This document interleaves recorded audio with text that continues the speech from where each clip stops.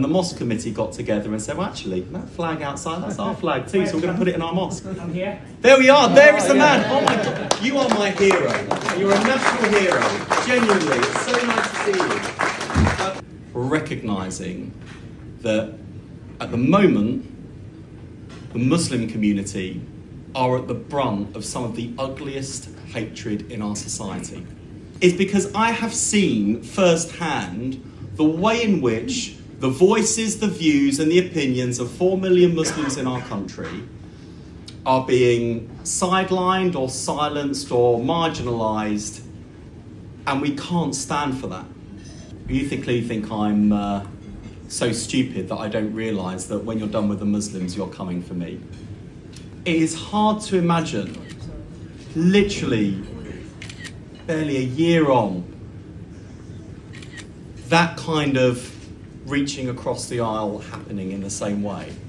In a country that is, before our very eyes, becoming more, not less divided, and where there are those who seek to sow division and exploit division for political ends. And I feel like we've got the fight of our lives on our hands, because the battle lines in British politics are no longer between left and right, they're between right and wrong. They're between progressives and reactionaries, patriots and nationalists, hope not hate. And those of us who know what it is to be different, to be seen as different, to be treated as different, know the fear that inspires. I remember very early on, as the Member of Parliament for Ilford North, a brick being thrown through the window of a Muslim community centre in South Woodford, which at the time was part of my constituency, and bacon had been pinned on the door.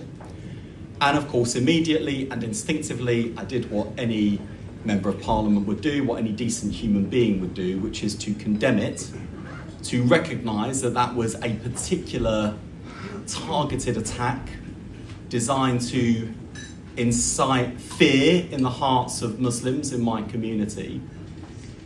And I condemned it, called it out, and made sure that something that I felt was shocking and disgusting did not go by without comment and acknowledgement. On the website of the local newspaper, the comments section quickly turned to, why are you leaping to defend these people?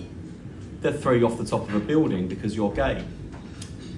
And I replied on the same website, see, you clearly think I'm so stupid that I don't realise that when you're done with the Muslims, you're coming for me.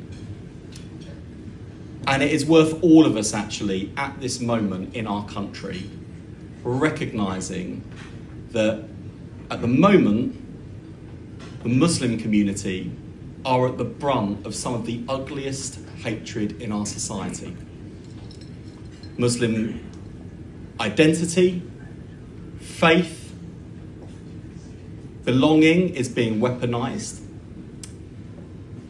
And if it weren't the Muslim community, it might be the black community, the Jewish community, where anti-Semitism is on the rise, the LGBT plus community, where we see again hate crime has been rising, and the trans community are particularly feeling the brunt of that hatred and discrimination.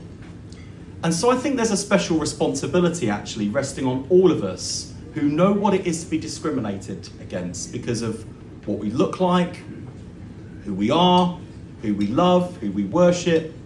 We have to stand together in common cause and solidarity against those that would seek to divide us and drive hatred against us. And then I saw something that replaced the sadness in my heart with hope and humour. Because there's a mosque not too far from here in Ali McGovern's constituency where St George's flag had been hung outside, again designed to send a message to the people who worship inside, this is our flag, not yours. The council came along and did what they do to anything that's hung on railings that shouldn't be there, they took it down.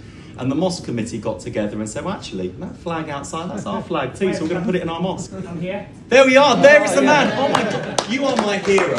You're a national hero. Genuinely, it's so nice to see you. Honestly, I'm sure I speak for everyone here. Like, honestly, like you honestly filled my heart with joy, because like what you guys did in reclaiming your flag, my flag, our flag, that was amazing and it was inspiring. Honestly, thank you so much. It's absolutely amazing. Genuinely, it's so good to meet you. And Ali speaks so highly of you guys as well. Honestly, it was like a joyful moment. And that is how we fight back. And that is how we beat hate. We do it with hope. And the reason why Equi's work is so important is because I have seen firsthand the way in which the voices, the views and the opinions of 4 million Muslims in our country are being sidelined or silenced or marginalised, and we can't stand for that. But what does it say to those young people whose Equi's report speaks to and highlights in terms of their experience of violence and violent crime and youth violence? What does it say to young Muslims growing up in Britain today when an amazing young Muslim like Mobeen Hussein, who's done so much for this community and so much for our public service, is attacked in the pages of the mainstream media? What does that say? What does it say when the first Muslim Home Secretary from the Labour Party is greeted online with a wall of hatred and bigotry, not because of what she believes or what she might do, which would be bad enough, just because of who she is and who she worships? We can't let this kind of hatred take hold.